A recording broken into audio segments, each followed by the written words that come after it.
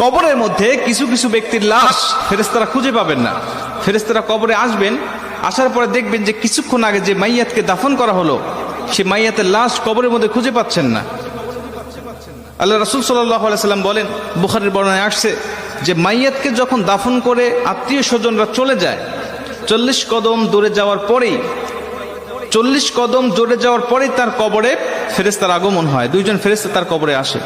বুখারীর এক বর্ণনায় আসছে, আল্লাহ রাসূল সাল্লাল্লাহু আলাইহি সাল্লাম বলেন, আব্দু ইদা বুদিয়া ফি কবরিহি, যখন কোন বান্দাকে কবরের জগতে রাখা হয় তখন ওই বান্দাকে কবরে রেখে তার আত্মীয় স্বজন পাড়া প্রতিবেশীরা যখন চলে যায়, জুতার আওয়াজ এখনো শোনা যাচ্ছে কবর থেকে, তখনও ওই ফেরেশতারা তার কবরের মধ্যে উপস্থিত হয়ে যায়। ঠিক তখনই যখন কবরের মধ্যে ফেরেশতারা উপস্থিত হয়ে যায়, উপস্থিত হওয়ার পরে কিছু কিছু কবরে এসে দেখবেন যে কবরের মধ্যে লাশ খুঁজে পাওয়া যাচ্ছে না। ফেরেশতারা ডাক দিয়ে বলবেন, কি ব্যাপার?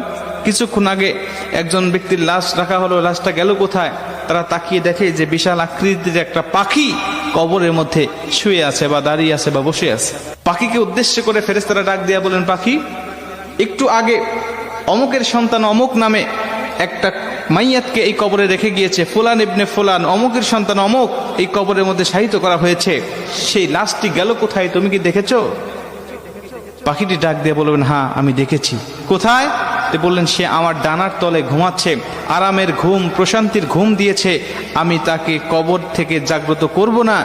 ইসরাফিল আলাইহিস সালাতু ওয়াস সালাম যখন সিংহায় ফুঁক দিবে তখন পর্যন্ত আমি তার পাহারাদার হিসাবে এখানে থাকবো, তাকে প্রশান্তির ঘুম দেওয়ার জন্য আমি এখানে তাকে পাহারা দিব। মুসলমান ভাইরা আমার, ফেরেশতারা পাখিকে ডাক দেয়া বলবেন, পাখি রে, ওই ব্যক্তিকে একটু বের করে দাও, আমরা তাকে শুধু 3টা প্রশ্ন করে চলে যাব। 3টা প্রশ্নের উত্তর যদি দিতে পারে তাহলে তুমি তাকে আরামের ঘুম, প্রশান্তির ঘুম তুমি তাকে পেরে রাখবে। পাখিটি ডাক দেয়া বলেন, না, আমি তাকে বের করে দিব না, আমি তাকে বের হতে দেব না, আমি তাকে ডাক দিতে পারবো না। খবরদার, তোমরাও উচ্চ স্বরে কথা বলবে না। বান্দা বড় ক্লান্ত শ্রান্ত শরীর নিয়ে, দেহ নিয়ে দুনিয়াতে আল্লাহর ইবাদত বন্দেগী করে এসেছে, আমি তাকে প্রশান্তির ঘুম পাড়িয়েছি, এই ঘুম থেকে আমি তাকে জাগনা করতে পারবো না। জোরে কোন সুবহানাল্লাহ। আমি তাকে জাগনা করতে পারবো না ঘুম থেকে। ফেরেশতারা ডাক দিয়া বলবেন, তোমাকে জাগনা করতেই হবে, কারণ আমি তাকে 3টা প্রশ্ন করব, তাকে রব সম্বন্ধে, দিন সম্বন্ধে আর নবী সম্বন্ধে তার কেমন ধারণা আছে, আমি তার কাছ থেকে এই জবাবদিহিটা নিতে চাই। তারপরে তুমি তাকে আরামের ঘুম, প্রশান্তির ঘুম তুমি তাকে পারাবে, যদি সে উত্তরগুলো দিতে পারে। আর যদি না দিতে পারে তাহলে তার কবরটা হবে জাহান্নাম, জাহান্নামের গর্ত, তাকে জাহান্নামের বিভিন্ন আযাবগুলো ভক্ষণ করতে হবে। মুসলমান ভাইরা আমার, পাখিটি সঙ্গে সঙ্গে ডাক দিয়া বলেন, ফেরেশতা, তুমি জানো না এই ব্যক্তিকে আমার আল্লাহ পাক ভালোবাসেন, এবং আমি যে পাখি আকারে তোমরা আমাকে দেখতে পাচ্ছ, আমি দুনিয়ার কোনো পাখি নয়, আমি হলাম এমন একটি আমল।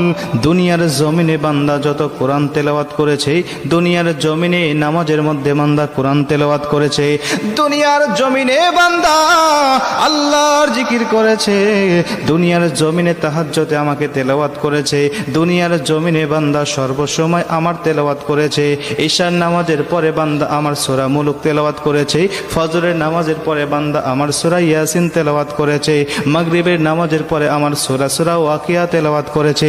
বিভিন্ন সময় সে আমাকে নিয়ে পড়েছিল, আমি কোরআন দিয়ে পারিবারিক জীবন, সামাজিক জীবন, রাষ্ট্রীয় জীবন সে পরিচালনা করেছে।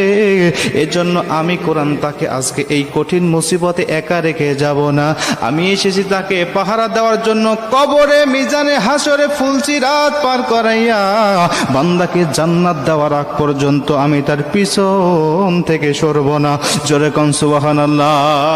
আমি তার পিছন থেকে যাব না, আমি কঠিন মুসিবতে তাকে একা ফেলে রেখে যাব না। তুমি চলে যাও, তার কাছ থেকে তোমার উত্তর নিতে হবে না। তিনি ডাক দিয়া বলবেন, না, উত্তর দিতেই হবে, বের করে দাও। বলছেন, তোমার যদি সাধ্য থাকে তাহলে তুমি আমার ডানার তল থেকে তাকে বের করে নাও। ফেরেশতারা তার ডানার তলে খুঁজবেন, তন্ন তন্ন করে খুঁজবেন। হাদিস শরীফের মধ্যে আসছে, কিন্তু লাশটি খুঁজে পাবেন না তারা। মুসলমান ভাইরা আমার, ফেরেশতারা আল্লাহকে ডাক দিয়ে বলে, মালিক, অমুকের সন্তান অমুককে এই কবরের মধ্যে কিছুক্ষণ আগে রেখে গিয়েছিল তার আত্মীয় স্বজন, কিন্তু এখন তো তার কবরে তাকে পাই না, কেন, কোথায় গেল, আপনি আমাদেরকে বলেন। আমার আল্লাহ পাক ডাক দেয়া বলবেন, ফেরেশতা আমার, সমস্ত ব্যক্তিদের কবরে তোমরা সওয়াল জবাব নিতে পারবে, সমস্ত কবরবাসীর কবরে গিয়ে তোমরা